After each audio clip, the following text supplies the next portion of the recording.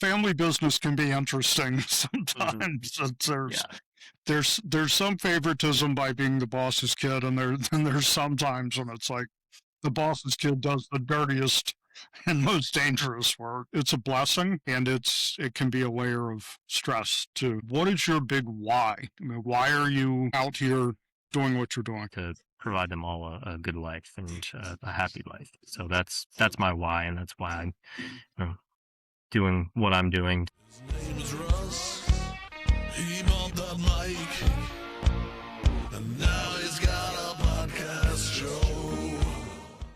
But it sounds like you've had a pretty similar experience with your dad Oh going yeah, through. that definitely, yeah, same type thing. Started working with him at 13, 14, and the Yeah, small business. You see you're wearing a lot of hats, and your dad's wearing a lot of hats, and kind of figure out what you like in the business and what you don't like, and kind of take that and grow from it as much as possible. But yeah, it's definitely. I mean, it was great growing up in that, because just seeing the different sides to the business and seeing him manage that, and then also go on and do some different stuff, see him pivot into some different areas based on our area. It's not I mean, it's a nice area to grow up, but I mean, there's not as much economically going on as some other areas, and so it required him to pivot a lot. And wherever he got in with the universities for pressure washing, but then all of a sudden they needed some other services, and he had some guys on his crew that could do those. And so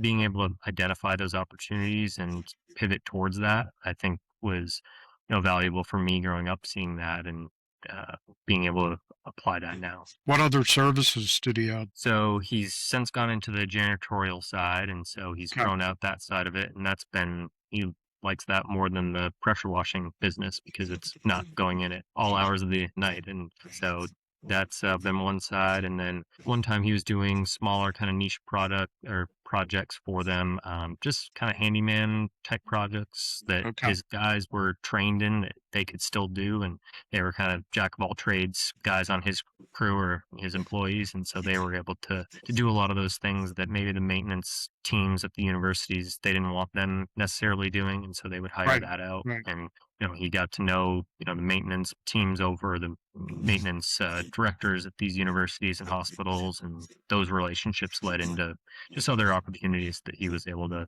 capitalize on, and put his guys in that position. So Yeah, interesting. It's in parallel to my experience, but it's very different at the same Mhm. time. So funny story, when I was around 16, I had been working in the shop for 2 years. And, with employee turnover and over, there were a lot of employees who stayed, but, by 18, I was kind of senior in the shop, but around 16, we had this guy who came to work for us from New York, from Staten Island. And he was just this funky artistic guy. Well, he was a finishing guy. He would stain the cabinets and spray cabinets, and they're humming classical music. And so I worked with him. And one day we had a fan that would exhaust the fumes. When you spray the cabinets, you pull the fumes out through a filter, and then we would just blow it out in the backyard. Can't do that now. And the fan belt broke. And so I was working in the office on the computer, drawing plans and ordering materials. And John came in, and he's pulling a fan belt off the wall. And my dad said, "What are you doing?" He said, "Well, the fan belt broke. I'm going to crawl up in the attic and replace it." And he said, "Oh no, that's far too dangerous, John. Russ will do it." And John just fell out laughing. He said, "You don't care if your son gets mangled by this machine." And he said, "No, you're a key employee. We can't risk you getting hurt, John." So that is the story of my childhood working.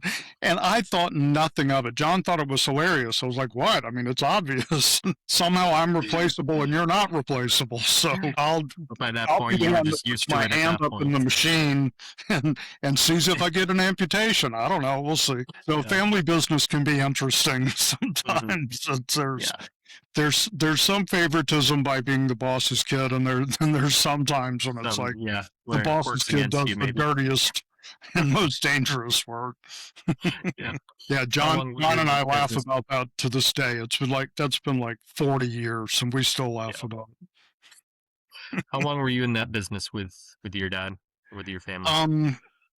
I worked every holiday and vacation summers through college, so high school and college. And then I got my college degree and I said, I'm going to go get a job, like a real job in Washington, D.C., because I went to school in Virginia. And my dad implored me to come, and he said, just come for a year or so and help me. I got to turn some things around. And so I went back to work for a year. Then I left for 4 years, and then I came back for about 15 years. And because they had switched the business to more of a design build kind of business instead of, we didn't have a cabinet shop anymore. There was no production nightmares. It was much more of a, and I love doing CAD design and meeting with clients and creating spaces. And that was a very rewarding job. I mean, I like building cabinets, but that's not, I mean, it's monotonous compared to the design world. So I was a kitchen and bath designer and eventually a residential designer for about 28 years for different companies. My dad and I had a falling out in 2006. We're friends again now, but Yeah. there was a period Yeah. where that didn't Family work. business So can do that sometimes. it can.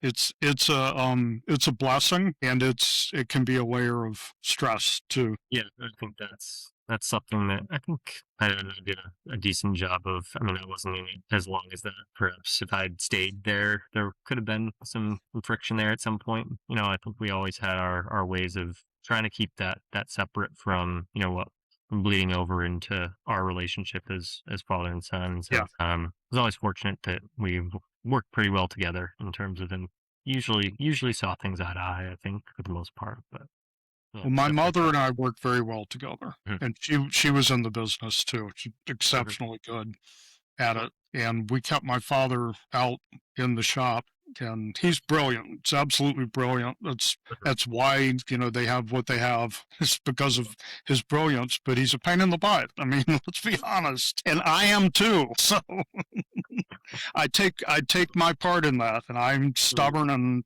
can be ridiculous, and so is he. So you're working with Consistent Capital. You have Airbnb, recently married, starting a family. What would you say? First of all, I'd like to point out that anybody can do what I've done, and I think anybody could do what you've done if you just take those steps. If you take the same steps, you're going to get the same results. What is your big why? I mean, why are you out here doing what you're doing? Yeah.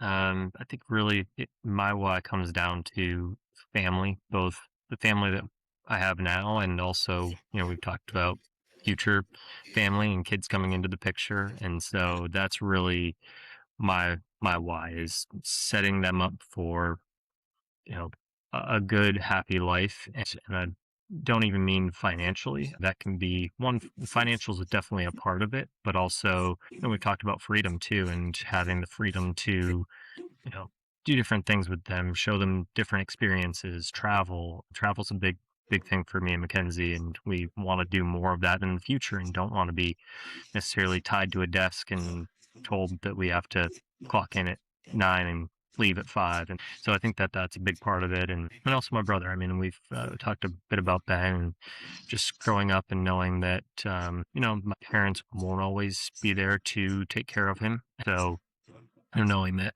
at some point that would, be my responsibility, and I have no problem with that. It's something that, you know, I I've mentioned to my parents, and I haven't said it too much, but I grew up knowing that I'd never wanted Ben to live with strangers. So if my parents are not in the picture, then, he'll live with me and Mackenzie, and whatever that picture looks like. I don't know exactly what that will look like, but Right.